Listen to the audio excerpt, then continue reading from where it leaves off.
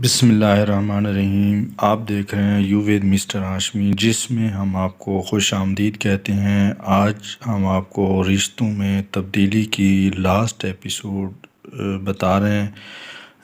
امید کرتے ہیں یہ اسٹوری آپ کو اچھی لگے گی۔ رشتوں میں تبدیلی۔ رات کا پہر، گھڑی کی ٹک ٹک اور ارشد کی تنہائی سے سونے نہ دے رہی تھی۔ ایک عجیب سی گھبراہٹ ارشد کو پریشان کی جا رہی تھی۔ ارشد نے کال اٹھاتے ہوئے موبائل کان پر لگایا۔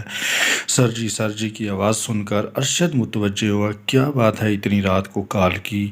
کیا ہوا، سب خیریت ہے نا؟ سر کچھ بھی خیر کی خبر نہیں ہے۔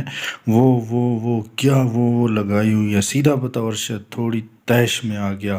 سر وہ فیکٹری جل کر راکھ ہو گئی ہے، آگ لگ گئی ہے اور سب کے سب ورکر جھلس گئے ہیں۔ آپ کا نمبر نہیں لگ رہا تھا، آپ جلدی پہنچیں۔ کیا؟ ارشد شدید حیرت اور رنج میں مبتلا ہو گیا اور گھر سے فوری نکل پڑا، رکشہ کرواتے ہوئے۔ چلو بھائی جلدی چلو۔ کدھر جانا ہے بھائی؟ وقت بہت ہو گیا ہے، اب نہیں جا سکتا۔ اس کا جواب سن کر ارشد مزید آگ بگولا ہونے لگا کہ خیال آیا یہ وقت غصے کا نہیں ہے۔ بھائی خدا کا واسطہ ہے لے چلو، بہت بڑا مسئلہ بن گیا ہے۔ ارے بھائی کچھ بتاؤ تو، جانا کہاں ہے؟ ارشد پاگلوں کی طرح اپنی ہی فیکٹری کا پتہ سوچنے لگا۔ اسے کچھ یاد نہیں آ رہا تھا۔ وہ ادھر سے وہ بھائی صاحب نشہ کیا ہوا ہے جو اپنا پتہ بھی بھولے ہوئے؟ جو رکشے والا ارشد کو ناگوار نظروں سے دیکھتا ہوا بڑبڑا رہا تھا۔ بھائی صاحب آپ چلو میں بتاتا ہوں۔ ارشد اس قدر کنفیوز ہو چکا تھا کہ اسے سمجھ میں نہیں آ رہا تھا۔ پاگلوں کی طرح سر کو کھجاتے ہوئے 2 منٹ چپ رہنے کے بعد رکشہ والے کو ایڈریس بتاتے ہوئے بولا، اوہ اچھا، اس فیکٹری کی بات کر رہے ہو جو نہایت گھٹیا انسان ہے۔ ارشد کہ جب یہ لفظ سننے کو ملے تو اپنا منہ چھپاتے ہوئے کہنے لگا، کیا مطلب؟ کوئی مطلب نہیں صاحب، اس کی فیکٹری کو آگ لگ گئی ہے، وہ بہت بدنام ہو چکا ہے، اپنی بیوی کو بھی غلط کرنے پر مجبور کرتا ہے۔ تم کیا لگتے ہو اس کے؟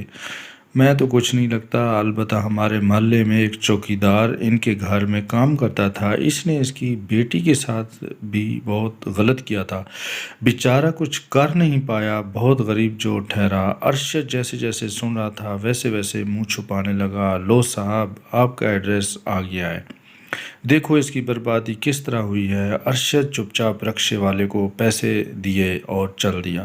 ہر طرف کہرام مچا ہوا تھا، ایمبولینس اور آگ بجھانے والی گاڑیوں کے سائرنز مسلسل بج رہے تھے۔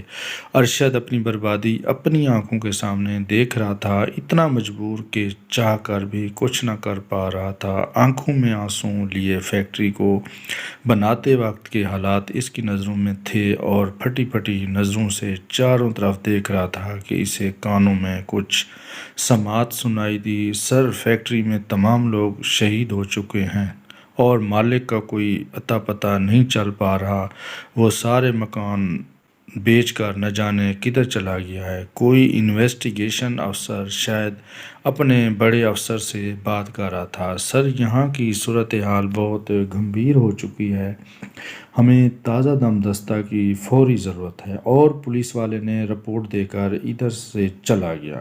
ارشد گھر میں واپس آیا، پانی پینے کے بعد خود کو جسم بے جان پایا۔ صبح کب ہوئی اسے پتہ ہی نہ چلا۔ دروازے پر دستک پر دروازہ کھلنے پر پولیس والوں کو سامنے پایا اور ہتھ کڑی لگوائی۔ چپ چاپ پولیس مین میں بیٹھ گیا۔ سر یہ ضمانت کے کاغذات ہیں۔ 2 دن کے بعد اسے اپنی کانوں میں عرشی کی آواز سماعت ہوئی۔ جلدی سے اپنی جگہ سے اٹھ کر باہر جھانکتے ہوئے عرشی کے سامنے گڑگڑانے لگا، مجھے بچا لو، اللہ کا نام ہے مجھے بچا لو۔ عرشی یہ سب کچھ سن رہی تھی۔ عرشی ابھی دل تھا اسے گلی سے لگا کر تسلی دے، مگر وہ ایسا نہ کر پائی۔ وکیل کے ساتھ آ کر ارشد کو گھر لے گئی۔ ارشد تمہیں تمہارے غرور اور تکبر کی سزا ملی ہے، تم نے کبھی کسی غریب کا احساس تک نہیں کیا، تمہیں اپنے پیسے پہ بہت گھمنڈ تھا۔ کدھر ہے وہ پیسہ جس کے دم پہ تم دنیا جیتنا چاہتے تھے؟ ارشد جیسے گونگا بن چکا تھا، دیکھ لو اب خود اپنی آنکھوں سے کیا کچھ ہو گیا۔ یہ سب اسی لیے ہوا کہ تم نے انسان کو انسان نہ سمجھا۔ مجھے معاف کر دو، میں اپنے اللہ سے معافی کا طلبگار ہوں۔ تم لوٹ آؤ میری زندگی میں، بس لوٹ آؤ۔ عرشی کے کاندھے پر اپنا سر رکھ کر ندامت کے آنسو بہاتا ہوا یہ ارشد تھا جو آج سب کچھ گنوا بیٹھا تھا۔ یا اللہ مجھے معاف کر دے ارشد، اس کے بعد اگر کوئی بھی حرکت کی نا تو گلا دبا دوں گی، اور یہ پکڑو منہ کو بازار لے جاؤ۔ عرشی اپنا بچہ اسے تھماتے ہوئے بولی، اور اب سارا کام عرشی کے ہاتھ میں تھا۔